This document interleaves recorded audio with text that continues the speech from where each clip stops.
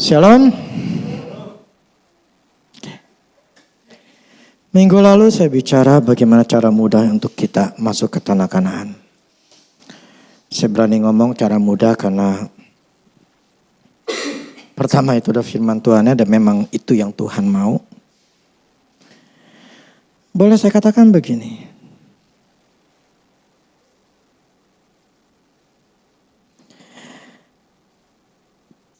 Saya tidak menjudge, cuma saya yang katakan aja begini.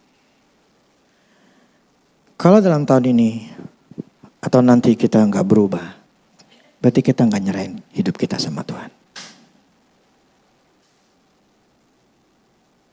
Berarti kita nggak total 100% nyerahin hidup sama Tuhan. Sebab itu firman yang mengatakan, bukan yang saya. Serahkan dirimu, serahkanlah hidupmu, percaya kepadanya, maka ia akan bertindak. Nah, hari ini saya akan bicara masalah cara kerja Tuhan membawa orang Kristen itu ke kanan atau janjinya Tuhan. Nah, kemarin saya bicara lebih ditekankan kepada kita secara pribadi. Tetapi hari ini maka saya katakan cara kerja Tuhan. Jadi saya lebih menekankan masalah Tuhannya. Jadi cara kerja Tuhan. Jadi bukan yang minggu lalu adalah kitanya secara pribadi, tindakan kita. Nah, sekarang ini tindakan Tuhan yang Dia lakukan untuk kita dibawa ke tanah Kanaan. Memang ini akan banyak bertentangan, maksudnya tidak sesuai dengan apa yang kita pernah dengar. Dalam arti kita selalu mendengar bahwa keberhasilan itu harus dengan kerja keras. Tapi firman Tuhan ini tidak berdasarkan itu.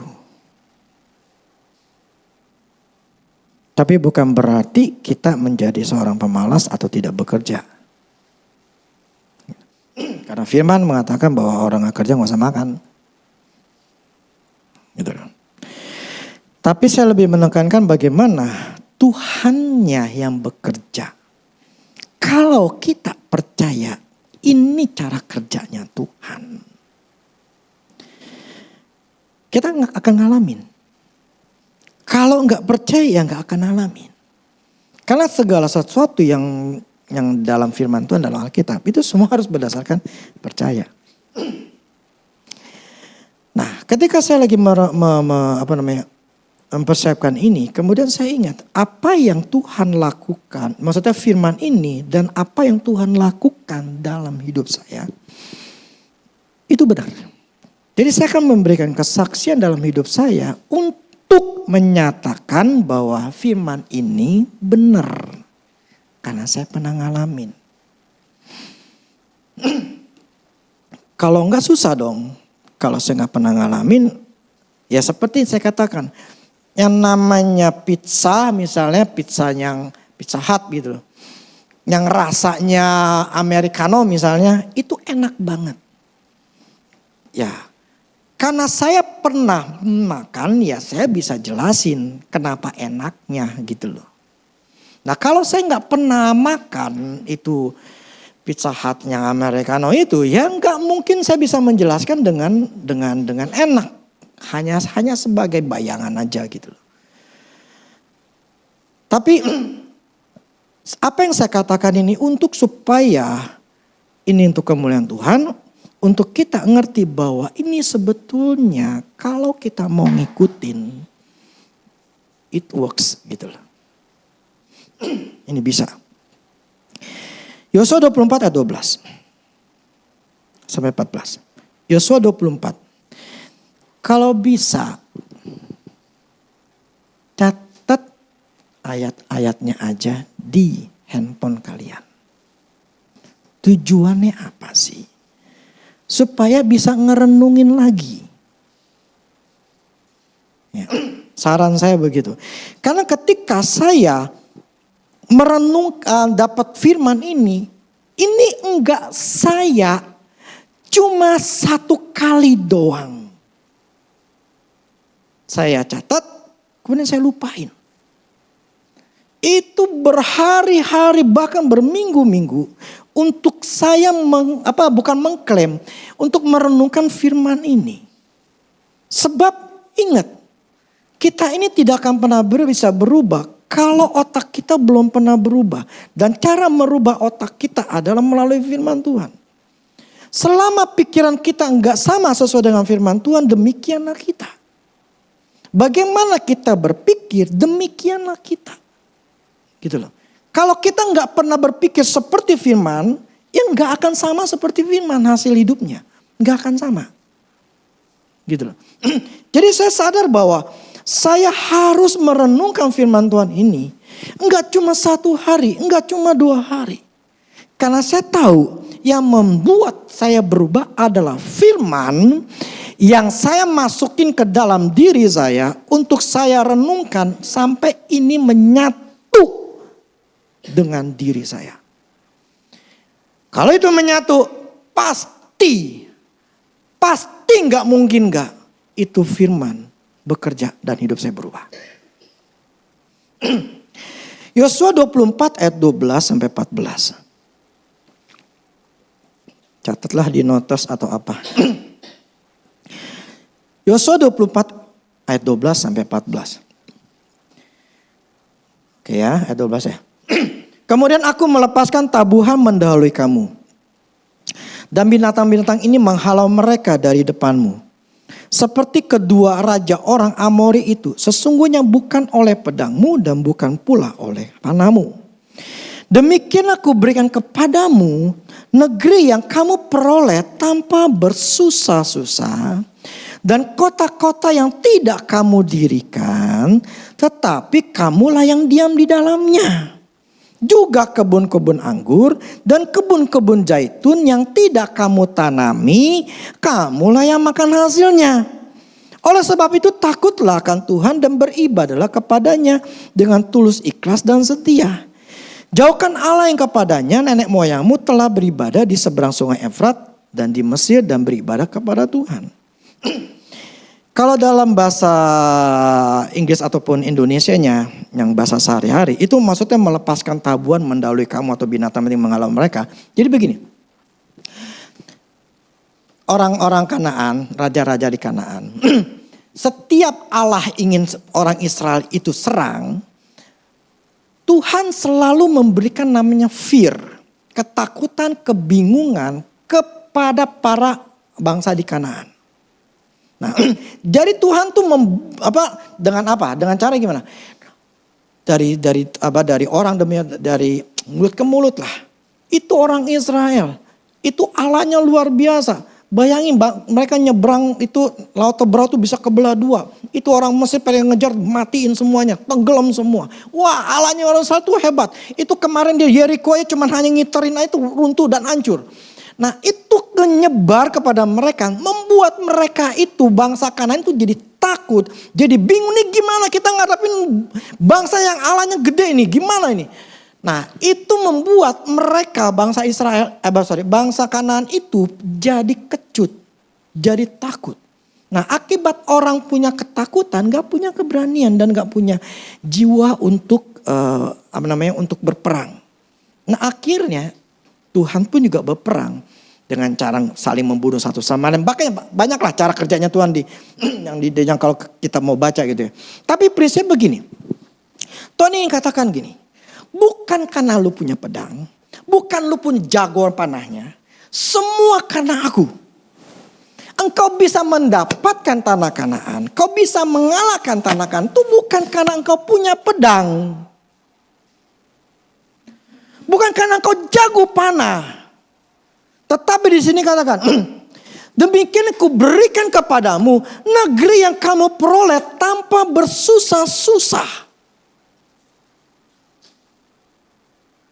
Engkau masuk tanah Kanaan, enggak perlu susah-susah gitu loh. Engkau datang perangin mati itu bangsanya, bangsa Kanaan. Engkau bisa dengan mudah mengalahkan mereka dan kau masuk tanpa susah. Terus yang kedua, kota yang tidak kamu dirikan, Kamu tinggal masuk. Jadi udah ada rumah-rumah. Gue mau beli rumah itu, gue sukanya kayak gitu modelnya. Dia masuk. Padahal bangun aja kagak. Terus sekarang kan kebun-kebun anggur yang kamu nggak tanemin, kamu tinggal metik, tinggal makan doang.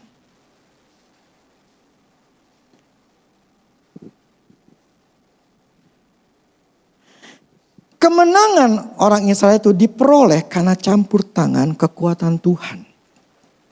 Yang membuat Israel mudah mengalahkan bangsa Kanaan. Israel menduduki tanah Kanaan tanpa bersusah-susah alias mudah diperolehnya. Kota-kota sudah berdiri dan orang Israel hanya mengambil dan langsung tinggal di rumah yang mereka mau. Penghidupan mereka juga disediakan. Bahkan tanpa bersusah payah. Mereka menikmati hasil kebun yang sudah siap dipanen. Oleh karena semua apa yang mereka peroleh dari Tuhan. Tuhan ingin mereka, bangsa Israel ini menyadari akan kasih karunia ini. Untuk selalu berfokus dan menyembah Tuhan sebagai pribadi yang memberikan semua penghidupan mereka. Ini yang saya katakan begini. Masuk tanah Kanaan tidak sesulit yang kita bayangkan. Tidak perlu kerja keras, banting tulang siang pagi malam, hanya untuk mendapatkan penghidupan buat kita. Wah, ini bertentangan banget. Wah, kita kan mesti kerja keras, kita mesti ini, mesti melong ini segala macam. Wah, kita mesti kerja keras dong. Kalau nggak kerja kita mana bisa berhasil. Jangan komplain saya, komplainlah firman Tuhan. Firman yang mengatakan,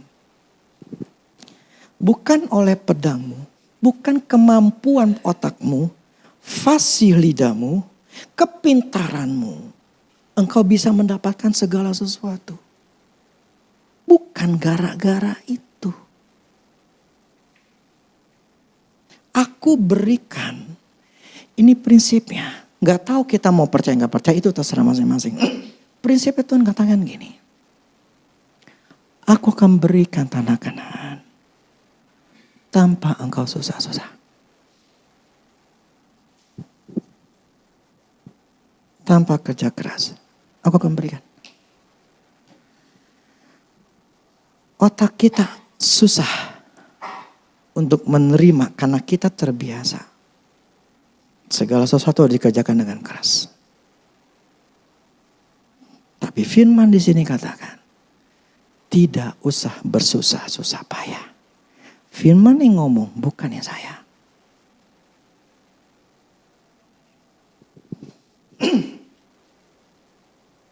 Apakah saya pernah mengalaminya? Tanpa saya bersusah-susah payah. Tanpa saya bekerja keras ketika saya masuk ke tanah Kanaan. Sebab ketika saya baca gini, saya bertanya, apakah saya ke tanah Kanaan itu mudah Tuhan?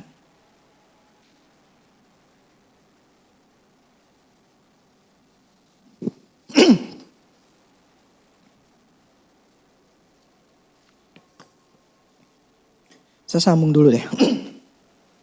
Terus saya baru kesaksian nih.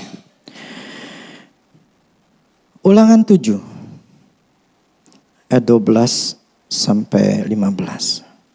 Dan akan terjadi karena kamu mendengarkan peraturan-peraturan itu serta melakukan dengan setia, maka terhadap engkau Tuhan Allahmu akan memegang perjanjian dan kasih setianya yang dikerahkan dengan sumpah kepada nenek moyangmu. Ini judul atasnya janji berkat ya. Ia akan mengasihi engkau, memberkati engkau, dan membuat engkau banyak. Ia akan memberkati buah kandunganmu, dan hasil bumimu, gandum dan anggur serta minyakmu, anak lembu sapimu dan anak kambing dombamu di tanah yang dijanjikan dengan sumpah kepada nenek moyangmu untuk memberikannya kepadamu. Jadi Tuhan yang katakan, aku akan berkati kandungan, buah kandunganmu. Ya kalau kita di sini rahim gitu ya kalau perempuan ya. Hasil bumimu, gandummu, semuanya aku akan berikan, aku akan berkati gitu loh. Nah, kemudian ayat 14 ya. Engkau akan diberkati lebih daripada segala bangsa. Tidak akan ada laki-laki atau perempuan yang mandul di antaramu, ataupun di antara hewanmu. Tuhan akan menjauhkan segala penyakit daripadamu, dan tidak ada dari wabah celaka yang kau kenal di Mesir itu akan ditimpakan kepadamu.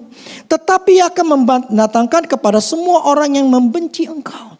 Bukan cuma hanya berkat secara fisik, tapi Allah katakan penyakit akan dijauhkan.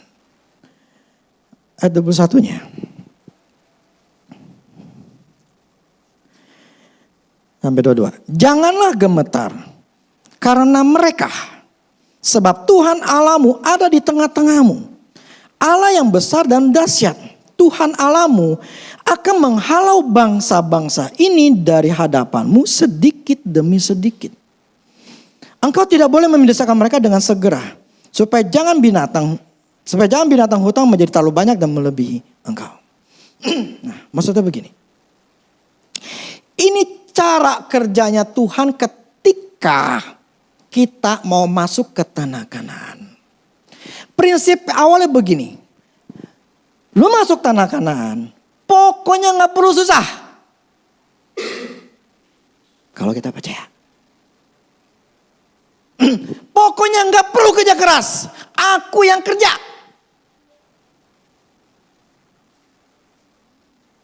Gimana ini? Gak kerja keras, Tuhan yang kerja. Kemudian Tuhan kasih tahu jadi begini. Dia akan masuk, kita akan dibawa ke tanah Kanaan untuk ngerebut tanah Kanaan, untuk ngerebut berkat itu, janjinya Tuhan, sedikit demi sedikit. Oke.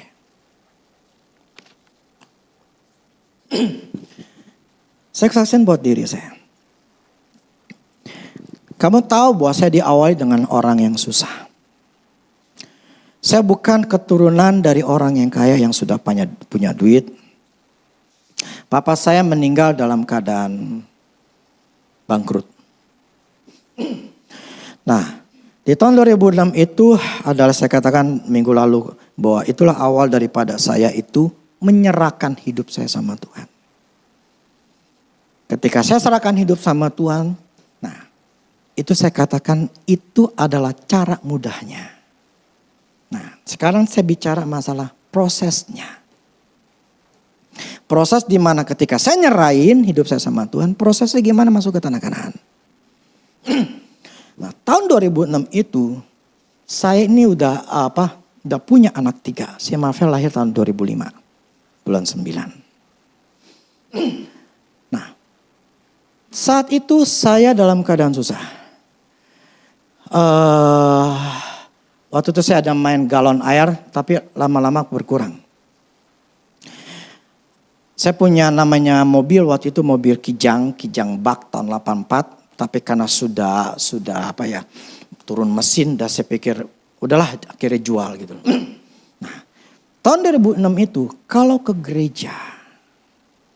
Jadi Marvel itu umurnya paling baru setahun atau ya. Setelah jual saya lupa berapa bulan sih Marvel. Jadi waktu itu saya ke gereja nih, saya berdua sama istri. Terus punya anak 3. Jadi 5. Jadi saya naik motor di depan Kyle. Jadi Kyle itu umurnya sekitar 5-6 tahun. Kemudian di tengah saya ini masih Manuel yang umurnya 4 atau 5 tahun. Baru si Marvel, bayi. Umur berapa tuh ya? Berapa bulan tuh ya? Lupa deh ya. Plus di depan stang saya itu, kalian tahu sendiri namanya bayi kan mesti bawa tas. Pusing gak? Berlima naik motor. Ya anak masih kecil, tapi harus tetap ke gereja. Puji Tuhannya saya waktu itu masih tinggal di Alfa. rumah pinjaman dari istri saya. Dan saya adalah orang yang setia. Saya tetap melakukan itu. Jadi berlima, saya tetap ke gereja. Naik motor. Nah ketika saya memutuskan untuk menyerahkan hidup sama saya Tuhan. Saya nggak tahu apa yang harus saya lakukan. Tapi Tuhan hanya minta saya harus nyerahin semua. Saya serahin semua. Nah bagaimana seperti itu nanti itu minggu depan. Tapi saya ingin prosesnya dulu. Jadi ketika saya dalam keadaan susah, dan saya disuruh serahin sama Tuhan, saya keserahin hidup saya sama Tuhan. Nah ketika saya penyerahin hidup sama Tuhan, posisi saya dalam serahin itu adalah saya harus melupakan semuanya. Semua janji-janji Tuhan saya harus melupakan. Maksudnya gini, saya nggak menuntut, bukan melupakan. Saya nggak boleh menuntut sama Tuhan. Saya memberikan seluruhnya tanggung kemarin saya katakan. Ketika saya diberikan handphone ini, artinya apa? Inilah menjadi haknya saya. Jadi ketika saya memberikan ini kepada Tuhan hidup saya, berarti saya tidak punya hak lagi untuk mengontrol hidup saya. Saya menyerahkan kepada Tuhan untuk dia ngatur hidup saya. Jadi saat itu dengan cara apa? Saya nggak berpikir. Maksudnya saya nggak stres, saya udah nyerahin sama Tuhan. Nah ketika itulah saya mulai melihat, walaupun ada ujian-ujian tertentu, tapi prosesnya begini aja dah. Saya untuk mempersingkat. Saat itulah Tuhan mulai bukain jalan. Karena waktu saya pelayanan, melalui pelayanan itu dapat uang. Saya kan hamba Tuhan. Saya mendapatkan ya berdasarkan dari pelayanan. Tapi saya berprinsip begini. Berkat saya bukan dari pelayanan. Berkat saya sumbernya adalah Tuhan. Dari awal pelayanan dari Mahanaim, saya berprinsip seperti itu. Saya tidak mau menjadi pelayanan itu sebagai tanda kutip sumbernya saya. Jangan pernah berpikir kerjaanmu adalah sumber penghasilanmu. Salah. Baik kamu kerja, kamu berbisnis, jangan berpikir bahwa inilah sumbernya saya gitu. Salah. Sumber kita adalah Tuhan.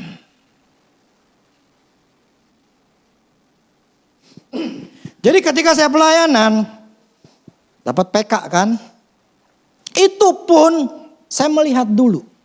Pertama, kalau orang ini miskin, orang ini janda, saya nggak terima. Orang yang datang ke ada minta konseling segala macam, ibu-ibu, itu bisa sejam 2 jam. Itu dia konseling, saya ngomong sama saya. Ketika dia ngasih sorry, nggak perlu. Saya bersyukur aja untuk saya dikasih waktu untuk bisa ngomong firman. Itu saya merasa dihormati. Nah, itu yang pertama. Terus kedua, kalau Tuhan bilang tidak, jangan terima. Jadi gini, ketika dalam pelayanan, saya akan melihat orang ini terima saya enggak. Karena bisa saja istrinya terima, suaminya enggak. Contoh gini, saya pernah sekali itu pertama kali ketika waktu di Kelapa Gading. Saya ngobrol, saya ngomongin ini kesalahan bla bla segala macam ya. Istrinya ngundang saya, dia nggak mau maafin suaminya. Nah, saya berkali-kali tuh ngomong.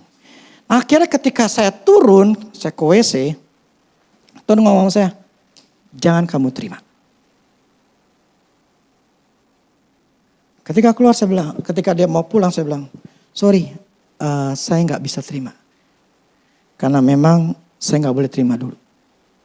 Bukan dulu, maksudnya Tuhan bilang tidak terima. Sampai keluar gerbang pun dia maksa, tidak. Saya tidak mau.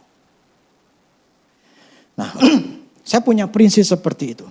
Tapi bukan berarti kemudian saya kekurangan. Sejak saya menyerahkan hidup sama Tuhan dan Tuhan bukain jalan dalam pelayanan. Itu mulai hampir setiap hari itu kita pelayanan. Dulu kita dalam tim. Minimal waktu saya bertiga. Nah, mulai saat itulah. Yang tadinya saya untuk bayar uang sekolah si Marvel aja susah. Untuk bayar uang sekolah si Kyle, Manuel itu susah. Mulailah tercukupi. Dapat bayar. Yang tadi saya punya, tadi kan saya jual mobil itu sekitar 5 jutaan. Itu saya masih megang itu 5 jutaan. Mulai dari paling itu saya nabung. Akhirnya saya dapat kurang lebih 10 juta. Terus mama saya bilang, Doni gue kasih 15 juta, lu beli mobil. Karena gue ngeliat lu kayaknya kesian banget gitu loh. 5 orang plus bayi. Kalau kemana-mana ribetnya kayak apa gitu loh. Akhirnya mama saya beli akhirnya namanya Daihatsu Espas. Daihatsu yang Colt. Ya kurang lebih sama seperti itulah. Ya yang biru. Itu murah berapa juta ya? Itu sebentar doang. Akhirnya karena bermasalah, akhirnya saya jual, saya pakai namanya Daihatsu Espas. Yang judulnya adalah Daihatsu Ekonomi Saya Pas-Pasan.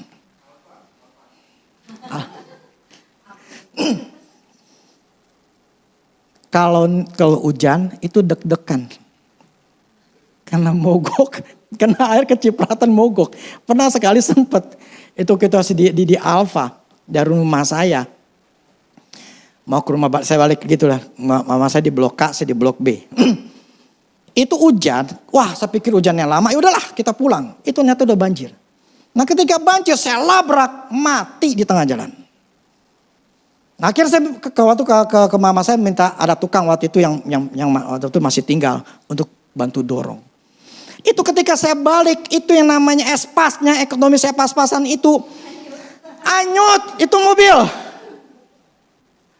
Saya ngeliat dari gitu, kurang lebih jaraknya kayak gitulah. Sekarang 30 meter. Saya ngeliat gitu ngajut. Ya saya deg-degan. Itu ada si Marvel, masih bayi gitu loh. Atau anak-anak semuanya ada di situ gitu. Mereka pun jadi teriak-teriak, papi. Karena kita ya takutnya nyeplos, nyebur ke got gitu loh. Nah itu pengalaman saya. Nah kemudian setelah dapat beli Espas, ini saya katakan sedikit demi sedikit. Tuhan tidak memberkati saya langsung jebret 50 juta, 100 juta. Kagak. Little by little. Dan akhirnya setelah Espas itu ya saya nggak punya duit. Tapi dari pelayanan itu saya dapat nabung. Akhirnya kita beli namanya Hyundai Atos. Atos itu bahasa apa yang bilang keras. Lebih baik. Ketika ada hujan nggak takut. Enggak dak-dikduk gitu. Nah, demikianlah terus berlanjut. Sehingga saya punya uang, saya bisa sekolahin anak-anak yang baik. Bahkan ketika itu juga, saya umur sekitar 5-6 tahun tuh kita sering jalan-jalan. Bahkan pernah ngajakin mertua saya. Yang gak pernah nginjak ke luar negeri. Saya ajak ke Singapura. Waktu umur berapa tuh? Umur 70-an ya Maya? Saya gak mikirin masalah biaya.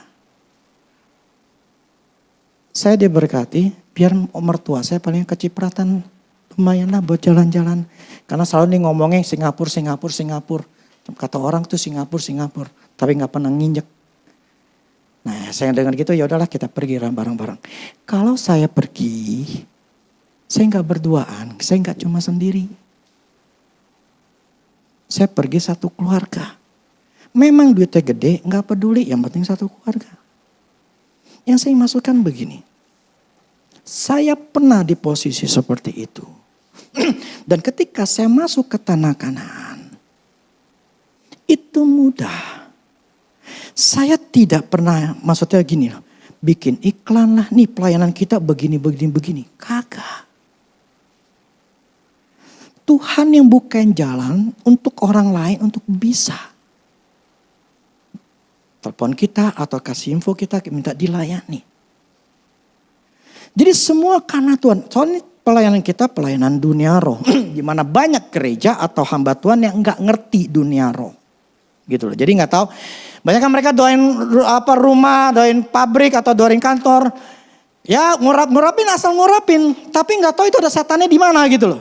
Misalnya dia ngurapin di sini nih ya. Setannya di pojok sono. Dia cuma ngeliat, ya lu ngurapin, gue mah ada di sini. Diketawain gitu loh. Nah kalau kita kan tahu, oh setannya ada di sana. Dulu saya ingat di Tangerang, kita pernah ngelain ada satu pabrik.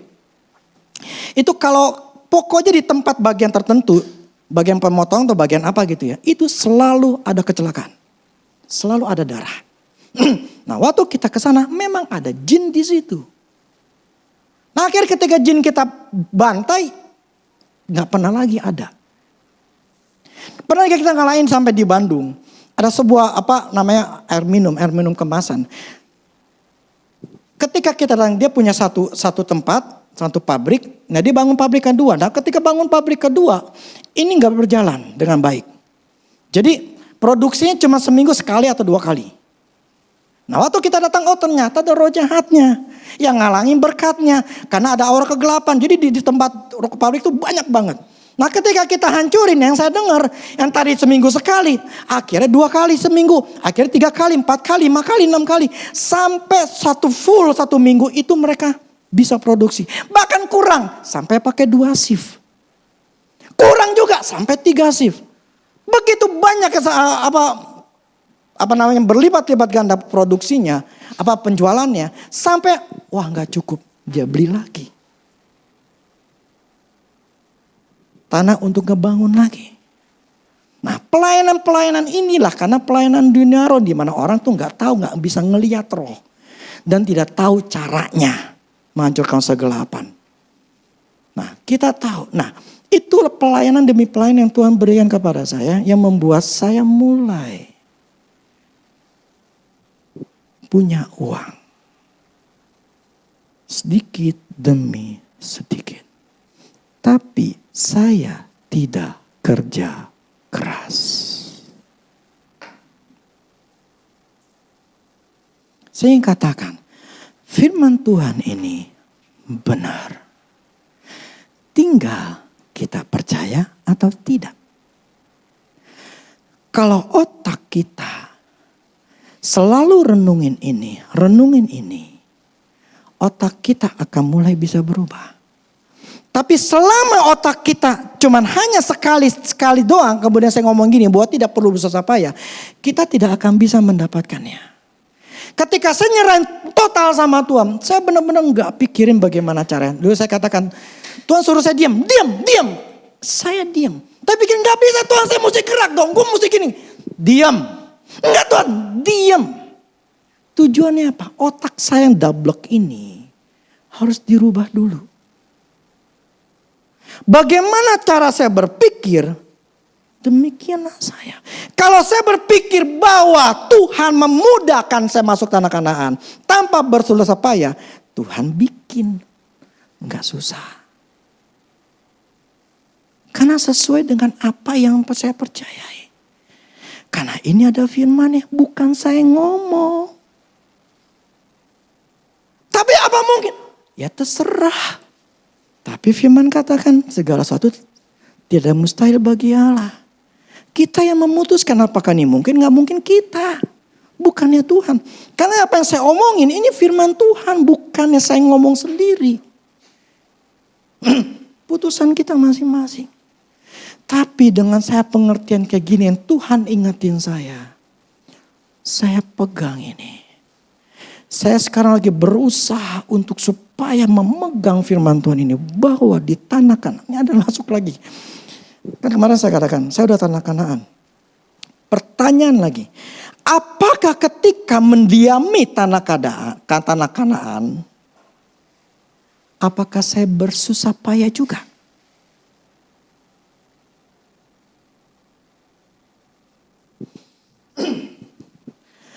Ketika Tuhan memberikan tanah Kanaan, bukan berarti tanah itu tanah yang tandus, susah atau sulit menghasilkan. Tetapi tanah Kanaan adalah tanah yang memberikan hasil yang bagus tanpa bersusah payah. Karena setiap mereka menabur, maka otomatis tanaman mereka subur. Karena tanah mereka diberkati oleh Tuhan.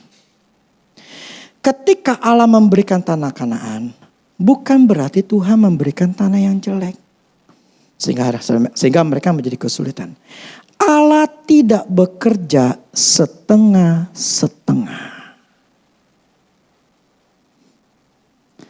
Dia akan bekerja sempurna dan berlimpah.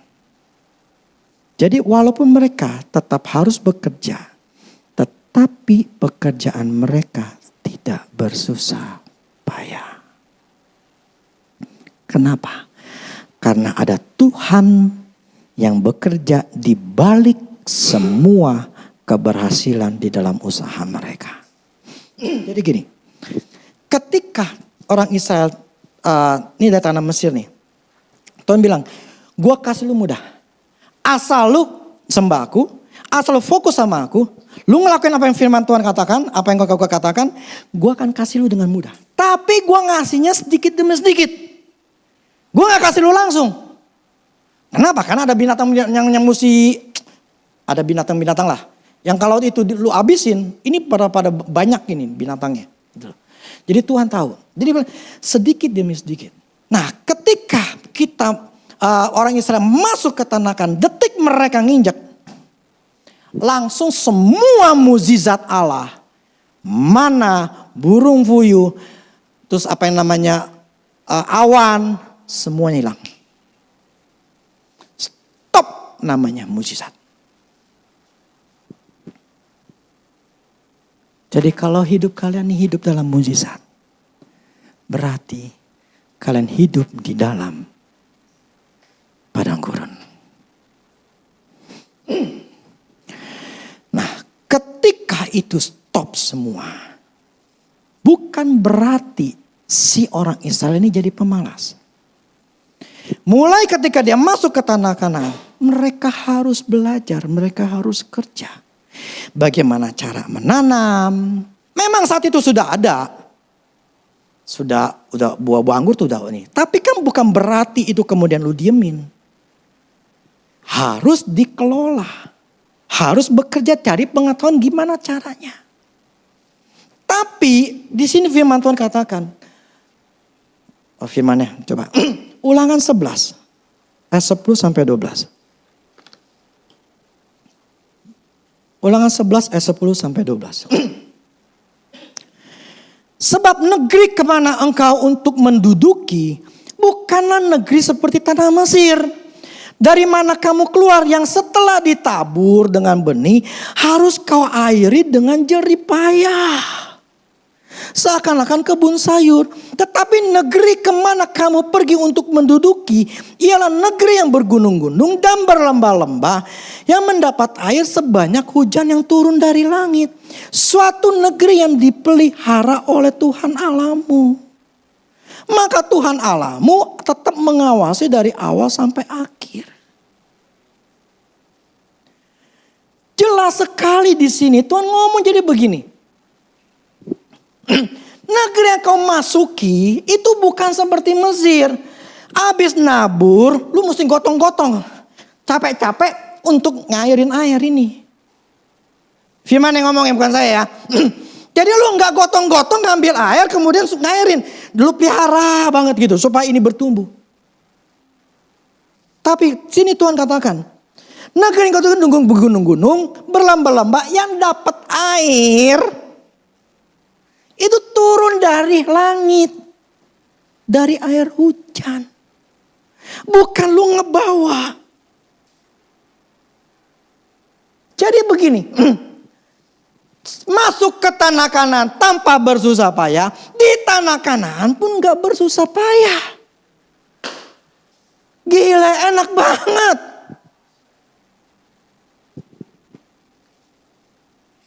Percaya enggak? Ini yang Tuhan yang ngomong bukannya saya.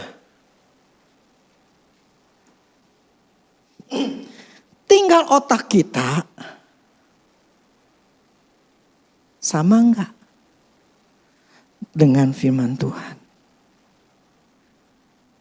Kalau enggak sama, enggak percaya, ya enggak bakal bisa. Jadi gini.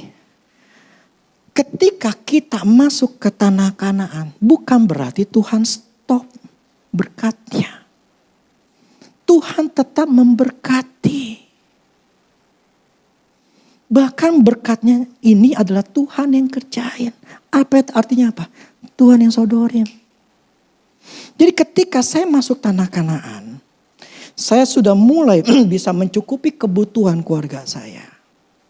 Plus Tuhan tambahin, hari-hari demi hari saya bisa mendapatkan keuangan yang semakin membaik dan membaik.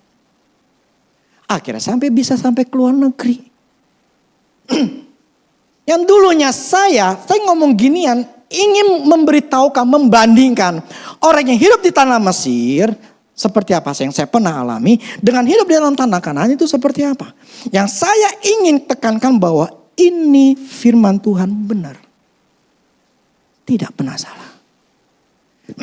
Dulu seperti saya katakan, saya mau bayar 200.000 untuk uang sekolah Kyle. Itu gak mampu. Dan harus nunggak 2 bulan. Dan untuk Marvel waktu itu juga, ketika dia harus yang namanya keluar dari rumah sakit, itu saya dapat kartu kredit itu fresh banget, baru mungkin gak sampai seminggu, mungkin 5 hari 2 atau 7 hari. Itu fresh banget itu kartu kredit. Saya buat gesek biar keluarin ini anak. Itu tahun 2006 ketika saya mulai itu saya mulai bayarin. Dulu saya itu pakai kartu kredit. Buat beli susu atau beli macam-macam, itu gesek. Tiap bulan bayar 10%. Karena bayar minimal. Nah itu numpuk, itu bikin saya sakit hati. Kenapa? Bunganya gede. Saya itu bisa membayar setelah masuk ke tanah Kanaan itu. Saya mulai bisa membayar semuanya. Sampai tutupin 0. Sehingga sampai sekarang. Setiap saya bayar kartu kredit. Saya selalu bayar full.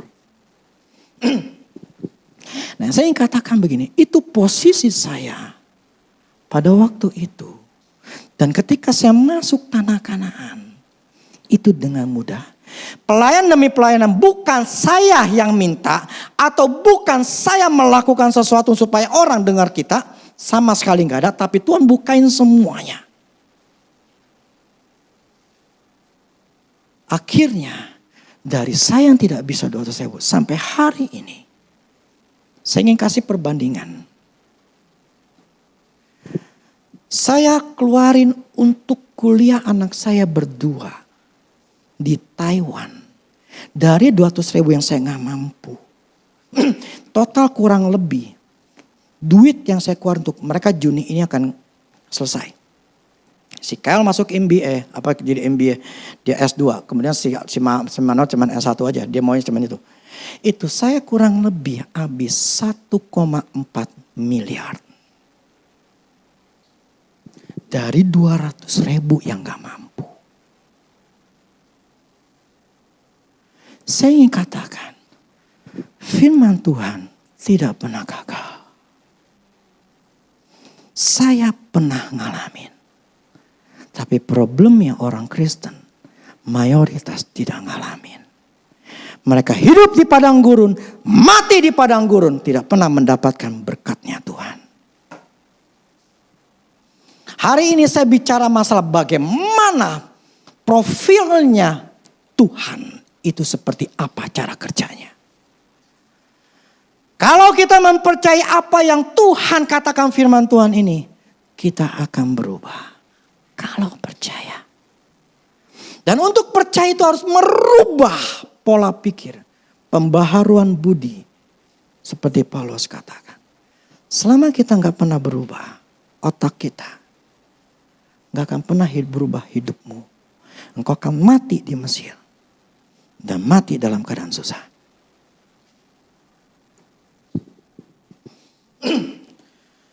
Jelas sekali bahwa ketika orang Israel masuk ke tanah Kanaan. Atau kita masuk ke tanah Kanaan. Setiap pekerjaan kita selalu ada Tuhan yang menolong. Yang membuat pekerjaan kita menjadi lebih mudah. Tidak susah atau bekerja keras. Bukan jadi malas. Ya, tetapi lebih merupakan keistimewahan. Karena posisi kita sebagai anak Allah. Privilege yang kita punya dari Tuhan. Bukan untuk kita malas, tapi Tuhan memudahkan. Tapi dengan syarat. Sembah Tuhan. Tuhan nomor satu. Dalam hidupmu, dalam otakmu. Bukan uang jadi nomor satu. Kalau orang yang dulu saya katakan ada orang yang ngomong kayak begitu. Wah kalau dengan khotbah kurdi masih hati-hati. Karena saya tahu ini orang ada workaholic. Dia kerja bisa sampai jam 9-10 malam. Every day. Artinya apa? Kerja keras. Tetapi di sini kalau caranya Tuhan tidak kerja keras. Kerja yang pintar. Kerja di mana Tuhan memberikan baru jalan. Selama gak ada order, gue percaya sama Tuhan. Tuhan akan bukain. Selesai. Itu gak mudah. Kalau kita gak merenungkan.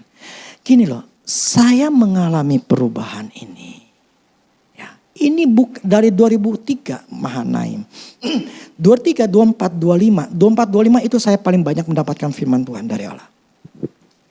Maksud saya berkomunikasi, bisa dengar suara Tuhan, baca firman Tuhan, saya mulai renungan. Nah 2006 itulah saat Tuhan langsung, karena mungkin sudah waktunya Tuhan ngomong, maukah kau berikan hidupmu padaku. Nah ketika otak saya udah mulai berubah, ketika Tuhan ngomong kayak gitu, minimal walaupun susah, tapi saya udah ngerti Tuhan. Udah kenal lah dikit gitu sama Tuhan. Saya berikan. Nah selama prosesnya itulah otak saya harus berubah.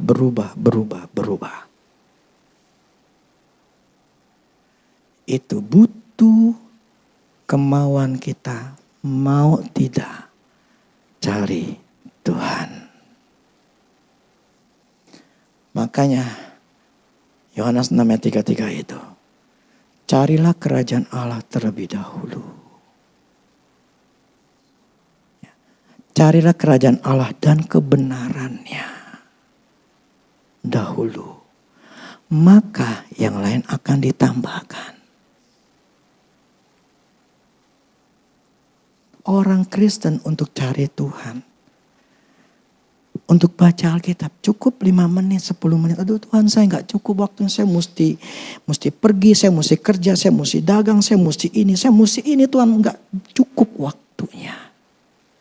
Tapi pengen diberkati. Gimana caranya?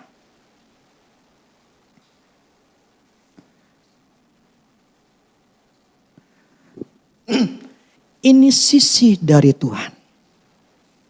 Masuk tanah kanan dengan mudah.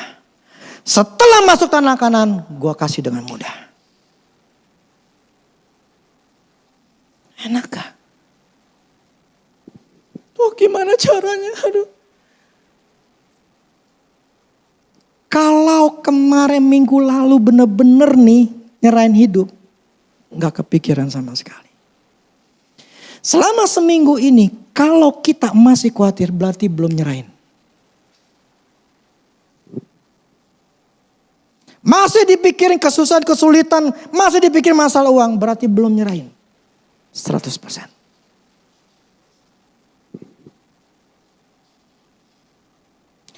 Makanya ini pihaknya Tuhan ngomong gini. Ulangan 8 ayat 17.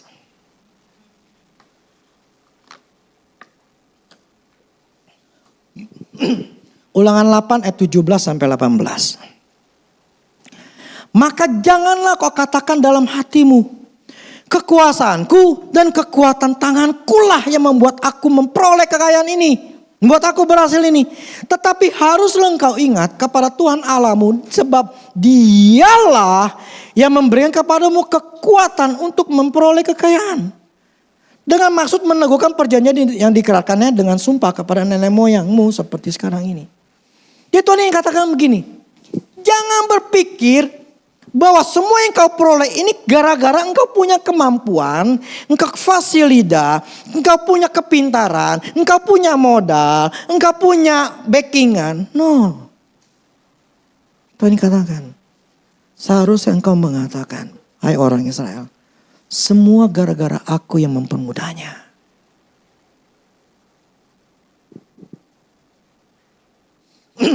Di tanah Kanaan ini kita menikmati hasil berkat yang Tuhan sudah sediakan. Karena kita sudah melewati padang gurun. Tapi di tanah Kanaan ini juga kita harus menyadari. Tuhan tetap bekerja menyediakan kebun-kebun yang harus kita usahakan. Tapi jadi harus ada kebun, ada kerjaan, ada bisnis, atau ada usaha yang harus kita kerjain. Tapi, tunggu ya. Tanpa bersusah payah dan setiap usaha yang dikerjakan maka akan berhasil karena ada Tuhan yang bekerja. Jadi kita mempercayai, otak kita mempercayakan bahwa Tuhan pasti kerja, Tuhan pasti tolong, Tuhan pasti menyertai, Tuhan pasti tolong, Tuhan pasti menyertai, Tuhan pasti tolong. Itu yang harus kita tanam di otak kita. Hidup di tanah Kanaan adalah hidup di dalam berkatnya Tuhan. Ya, bukan hidup di dalam mukjizat. Tapi hidup di dalam berkatnya Tuhan tanpa memusingkan kehidupannya. Kenapa? Karena di tanah Kanaan semua sudah tersedia dengan berlimpah. Tanpa harus bersusah payah, tanpa stres, tanpa takut, bingung. Tetapi percaya bahwa Allah sudah menyediakan kebun yang harus diusahakan. Dan ketika diusahakan maka pasti untung atau berhasil. Ayat terakhir. Amsal 10 ayat 22. Amsal 10 ayat 22. Yuk kita baca sama-sama. Berkat jadikan kaya, susah payah tidak menambahinya.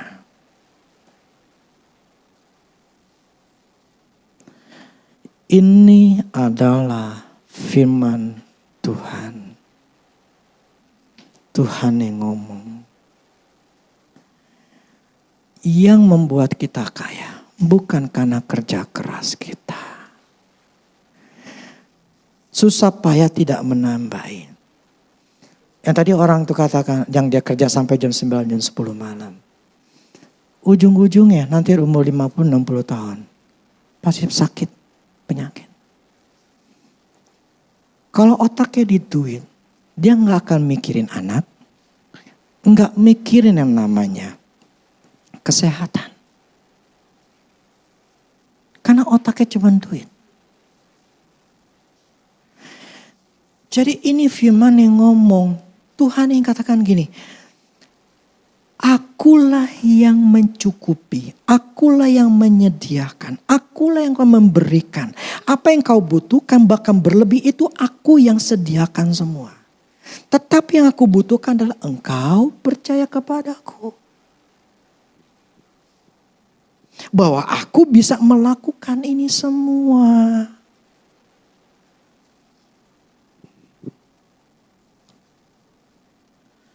Nah untuk seperti itu minggu lalu saya katakan ketika Tuhan ngomong melalui istri saya katakan. Kenapa sih engkau masih bingung? Kenapa sih engkau takut? Kenapa sih engkau tidak mau percaya? Kenapa sih engkau tidak mau menyerahkan hidupmu kepadaku? Karena memang itulah mayoritas orang Kristen. Pinter jadi pengemis tapi tidak mau berubah.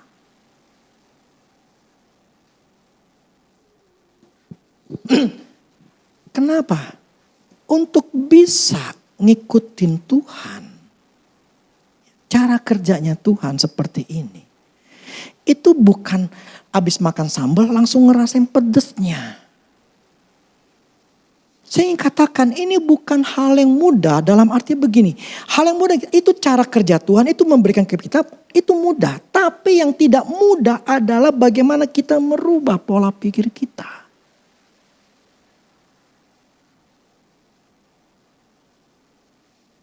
Nangkapkah? Tuhan akan ngasih kita tuh dengan mudah. Tetapi ini starting kita mau ke tanah Kanaan. Pikiran kita sama gak sama Tuhan? Tuhan bilang mudah. Lah kalau pikiran kita mana bisa Tuhan ini. Saya gak bisa ini, saya gak bisa itu. Saya ada begini ini gimana caranya. Akhir kita hanya berkutat kepada kesulitan. Bukan berkutat bahwa Allah itu mampu. Jadi yang dipikirkan adalah negatifnya. Bukan yang berpikir yang positif dari Tuhan. Padahal Tuhan katakan, gue kasih itu dengan mudah kok. Enggak, gue gak susahin. Gue gak bikin berkat itu untuk ditahan-tahan. Kagak. Gue kasih lu tuh mudah. Tapi lu percaya gak gue kalau gue bisa? Jadi Tuhan kata gini, lu kasih gue deh rencana lu. Kalau gue kasih, gue atur. Tapi kalau lu merasa lu bisa, lakukan sendiri.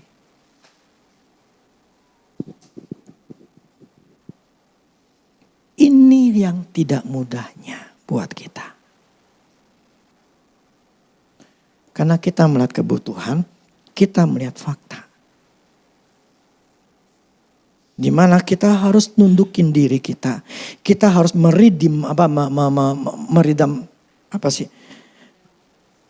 diri kita supaya diam. Gue mesti fokus merubah pola pikir. Wah, itu sangat susah. Ya, yang susahnya bukan Tuhannya, yang susah pikiran kita. Nah, untuk bisa merubahnya, itulah effortnya, usaha yang harus kita usahakan.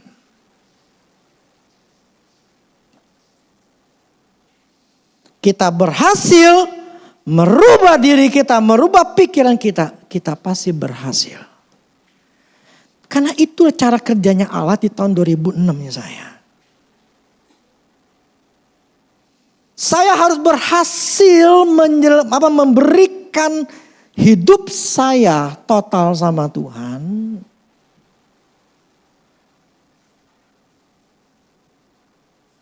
Barulah Tuhan ambil alih. Selama kita tidak berhasil menyerahkan hidup kita sama Tuhan,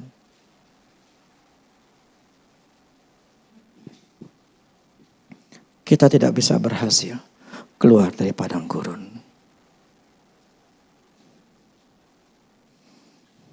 Maka saya katakan, apakah pembuktian? Saya harus membuktikan diri saya sendiri. Kalau saya tahun ini tidak berubah, berarti saya tidak memberikan 100% hidup saya ke Tuhan. Jadi kalau kita tahun ini tidak berubah, berarti kita tidak memberikan 100%. Kita masih bergantung kepada jiwa atau emosi. Tapi firman Tuhan tidak pernah gagal. Firman Tuhan ya dan amin. Mau percaya gak percaya urusan kita. Jadi kalau dibilang kita mesti kerja keras. Ya sudah, kalau engkau mempercayai kerja keras untuk membuat kau berhasil. Sok silakan. Itu keputusanmu. Tuhan gak marah, Tuhan gak ngamuk. Silakan. Lakukanlah lakukan apa yang kau katakan seperti itu. Apa yang kau percaya, silakan. Karena kalian masih gak mau kayak begitu. Masa gue suruh diam? Ya sudah silakan.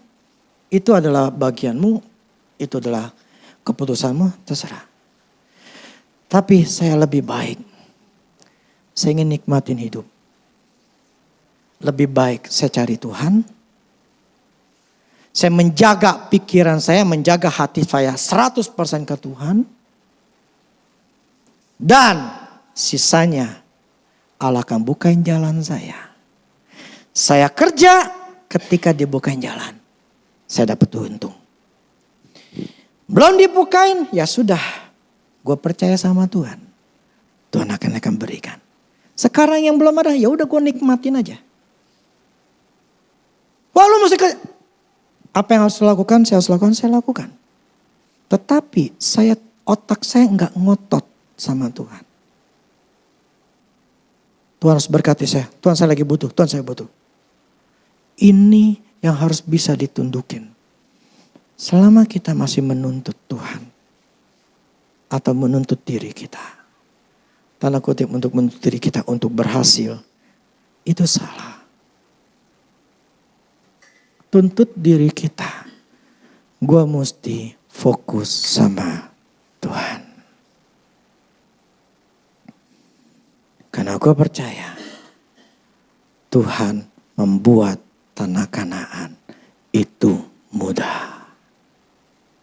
Saya percaya firman-Nya. Tapi akan ada lemparan. Lihat masih belum nih, masih begitu. Wah, kita harus bertahan. Tidak, firman-Nya ngomong kayak begini. Nah, itu yang tidak mudah. Tinggal keputusan kita yang menentukannya. Amin.